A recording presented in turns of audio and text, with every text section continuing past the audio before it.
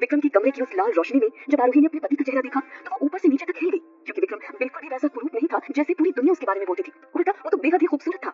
In fact आरोही ने अपनी जिंदगी में विक्रम से हैंडसम आदमी कोई नहीं देखा था। एक पल को आरोही को लगा कि वो गलत कमरे में आ गई है। चिंता मत करो, तुम बिल्कुल ठीक कमरे में आई हो, मैं ही विक्रम हूँ। विक्रम ने जैसे आरोही के मन की उधेड़ बुन पढ़ ली हो वैसे बोला। आरोही ये सुनकर चौंक गई। दरअसल विक्रम की खूबसूरती देखकर उसके दिमाग ने काम करना बंद कर दिया था। आरोही से कुछ ऐसी खुशबू आती थी कि जैसे किसी ने बरसों बाद सूंघी हो। इस खुशबू से विक्रम को कुछ याद आने लगा। ये वही खुशबू थी जो उस रात उसे होटल इंपीरियल के कमरे में महसूस हुई थी। अब विक्रम भी खुद के ऊपर काबू खोने लगा। वो उतना ही उत्सुक था जितना कि बेचैन। वो मन ही मन सोचने लगा कि क्या ये वही लड़की थी जिसके साथ वो उस रात था। उसने अपनी मन की शांति के लिए आरोही से पूछा, क्या हम पहले मिल चुके हैं? तब तक आरोही भी विक्रम ने खो सी चुकी थी।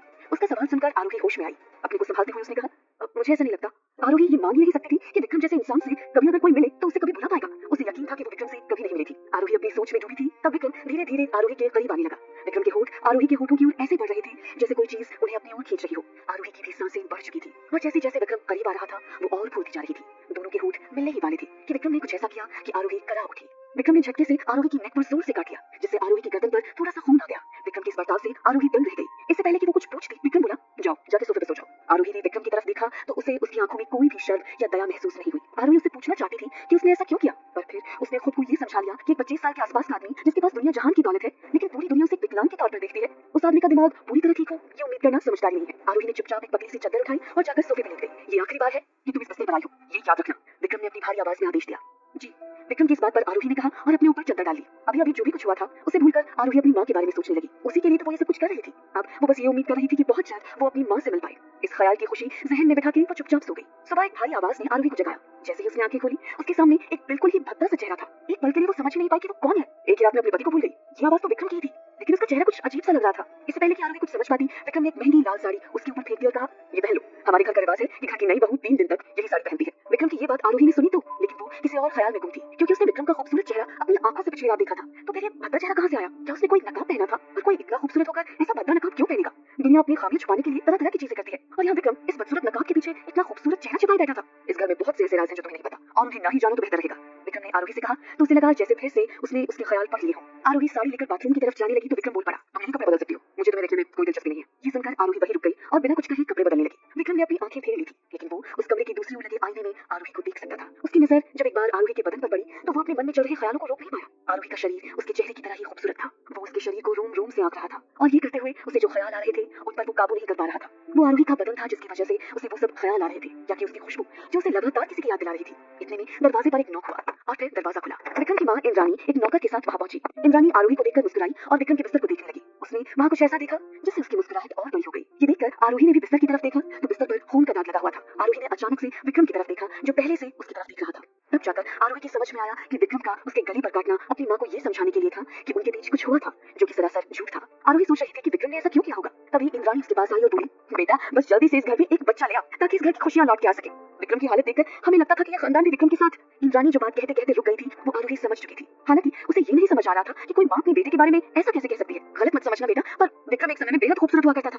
पता नहीं किसकी नजर लगी मेरे बेटे को कि इसे ये बीमारी लग गई। ये सुनकर आरोही के मन में और सवाल आ गए। विक्रम की माँ को भी नहीं पता था कि विक्रम असल में अभी बेहद खूबसूरत है। क्या ये व्हीलचेयर भी एक नाटक है? इन सारे सवालों के बीच उसे विक्रम की कही हुई बात याद आई। इस घर में ऐसे बहुत से राज हैं जो तुम्हें नहीं पता, और ना ही जानो तो बेहतर रहेगा। तभी इंद्राणी की आवाज ने आरोही के ख्यालों को तोड़ा। अच्छा बेटा, हमारे खानदान का रिवाज है कि शादी के अगले दिन दूल्हा दुल्हन लड़की के मायके जाकर बड़ों का आशीर्वाद देते हैं। विक्रम तो वहां नहीं जा सकता, लेकिन तुम हो आओ, दोनों के हिस्से का आशीर्वाद लेते आना। हम तुम्हारे साथ एक गाड़ी भेज देंगे। ठीक है मम्मी जी, आरोही ने कहा। वो वैसे भी अपने मायके जाना चाहती थी क्योंकि उसने उसके पिता महेश्वर की शर्त मानकर शादी कर ली थी। अब इसे महेश्वर से जाकर अपनी माँ के पति के बारे में पूछना था। अपने माता पिता को मेरा प्रणाम कहना और जल्दी आना, मैं तुम्हें मिस करूंगा, विक्रम ने कहा। विक्रम की ये बात सुनकर आरोही ने उसकी तरफ देखा। वो जानती थी कि विक्रम बस नाटक कर रहा है। मैं भी, आरोही ने भी झूठ में झूठ मिलाकर कह दिया। इंद्राणी ये देखकर बहुत खुश हुई। उसने प्यार से आरोही के सर पे हाथ फेरा। उसके बाद आरोही जाकर गाड़ी में बैठकर चल दी।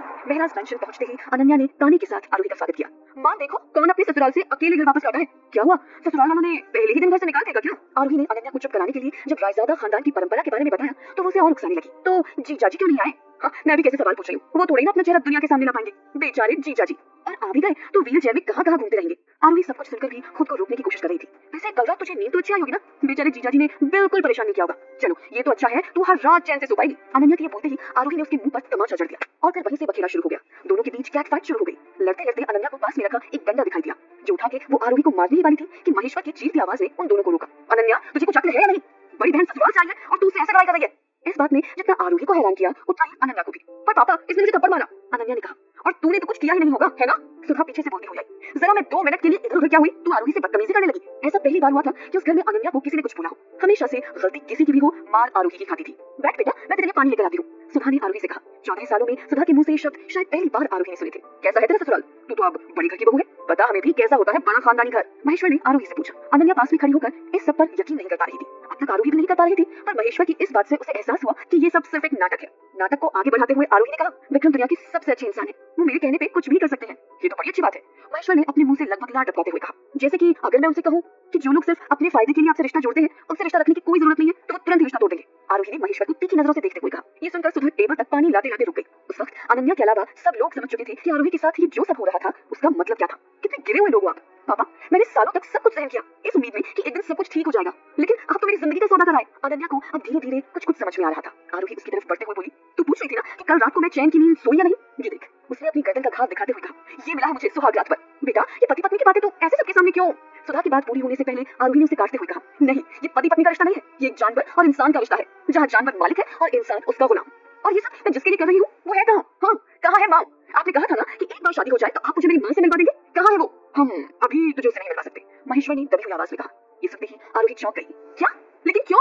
महेश्वर को जवाब देने में जरा देर हुई तो सुधा बोल पड़ी, देख आरोही, हम तुझसे प्यार से पेश आ रहे हैं, तो बदले में हमारे सर पर चढ़ने की कोशिश मत कर। हमारी बात चुपचाप सुन ले और समझ ले, वरना समझाने के और भी तरीके हैं हमारे पास। हाँ तो आजमा लो ना, आरोही ने तुरंत कहा। आज पहली बार तो नहीं है जब ये सब होगा, अब सारे तरीके आजमा लो, लेकिन आज अगर मैं अपनी माँ से नहीं मिली तो मैं अभी के अभी जाकर विक्रम को तलाक दे दूंगी। ये सुनकर सुधा और महेश्वर की हवाएं उड़ गई। तो ऐसा कुछ नहीं करेगी आरोही? महेश्वर ने रौब से कहा। मैं जो चाहूँ वो करूंगी, कहकर वो निकलने लगी। ठीक है, तू कर अपने मन की, मैं अपने मन की करूंगा। अगर तूने ये दहलीज पार की तो तुझे तेरी माँ नहीं बल्कि उसकी अस्थियां मिलेगी। महेश्वर ने आरोही को धमकी दी। महेश्वर और सुधा आखिर क्या खेल खेल रहे थे? अगर उन दोनों ने अपना वादा पूरा नहीं किया तो क्या करेगी आरोही? और क्या राज था विक्रम के चेहरे का? जानने के लिए सुनिए कैसा ये इश्क है का अगला एपिसोड।